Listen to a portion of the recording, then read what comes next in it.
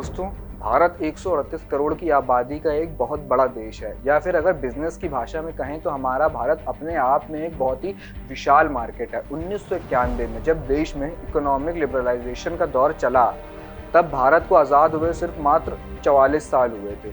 डीरेगुलेशंस और खुलते बाजार के इस दौर में जहां कई लोगों ने अपनी किस्मत अपनी मेहनत के दम पर चमकाई, तो उसी समय कई लोग ऐसे भी थे जिन्होंने सरकार की प्रभावहीन नीतियों और कमज़ोर कानूनों का फ़ायदा उठाकर देश की जनता को अरबों रुपए की चपत लगा दी। आज हम आवाज़ उत्तर प्रदेश के इस वीडियो में देश के कुछ सबसे चर्चित घोटालेबाजों पर नज़र डालेंगे। तो सबसे पहले बात करते हैं सहारा घोटाले की। एक समय देश के सबसे ताकतवर लोगों में शुमार रहे सहारा इंडिया परिवार के मैनेजिंग डायरेक्टर और चेयरमैन सुब्रतो रॉय की कंपनी ने एक बहुत बड़ा फ्रॉड किया था।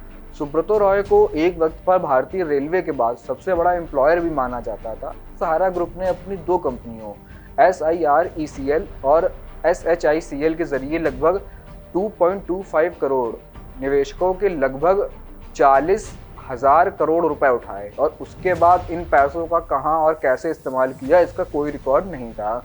सेबी को एक दिन शिकायत मिली कि सहारा ग्रुप जो है वो कुछ गलत तरीकों से पैसा उठा रही है, और अनियमितता पाई गई तो सेबी ने इन दोनों ही कंपनियों को बैन कर दिया उस समय, और निवेशकों को 15% रिटर्न के साथ पैसा वापस करने के लिए कहा गया।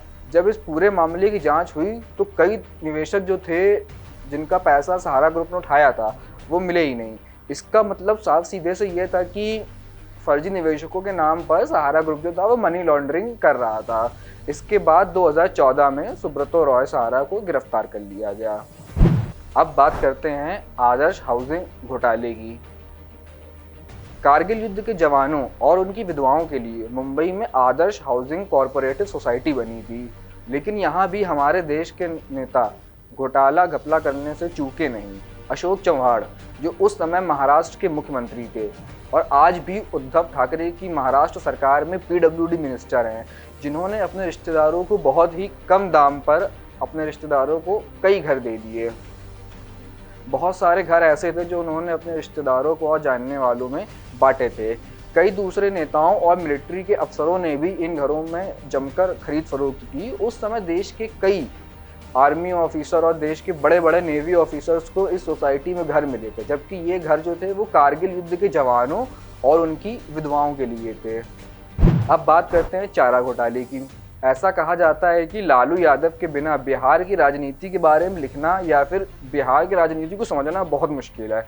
पटना यूनिवर्सिटी से लॉ में बैचलर डिग्री और पॉलिटिकल साइंस में मास्टर डिग्री करने वाले लालू यादव का जन्म बिहार के गोपालगंज में 1948 में हुआ था, और बहुत ही एक साधारण से गरीब परिवार में लालू जी का जन्म हुआ था। 1990 में जब पहली बार लालू जी बिहार के मुख्यमंत्री बने, और उसके बाद फिर वो 1995 में फिर से पूर्ण बहुमत से सरकार में वापस आए थे। 1997 में जब CBI ने लालू जी के खिलाफ एक आरोप पत्र दाखिल किया, तब 950 करोड़ के घोटाले में बिहार के एक नहीं 2 मुख्यमंत्रियों को इस्तीफा देना पड़ा था। लालू जी के पहले जगन्नाथ मिश्र को भी चारा घोटाले की वजह से इस्तीफा देना पड़ गया था। चारा घोटाले की रिपोर्ट के मुताबिक पशुपालन विभाग में 950 करोड़ का पूरा गबन हुआ था, और जो पशु कभी थे ही नहीं उन पशुओं के नाम पर चारा, चारा उपचार और दवाइयों के नाम पर भारी भरकम रकम आवंटित हुई थी। चारा घोटाले का ये खेल बहुत पुराना था, लेकिन 1996 में 1996 में ये खेल पूरा उजागर हो गया। दोस्तों, चारा घोटाले का नाम सुनकर कई लोग अक्सर हंस देते हैं, लेकिन बिहार के यशस्वी मुख्यमंत्री लालू प्रसाद यादव जी ने ये घोटाला कर दिया था। जांच पूरी होने के बाद अदालत ने लालू जी को अलग अलग धाराओं में 7-7 साल कैद की सज़ा सुनाई, और वो अभी भी जेल में हैं। इसी के साथ ख़त्म होती है आज के घोटालों की फहरिस्त। घोटाले तो और भी हैं, लेकिन उसके लिए आपको दोबारा आना पड़ेगा हमारे चैनल आवाज़ उत्तर प्रदेश पर।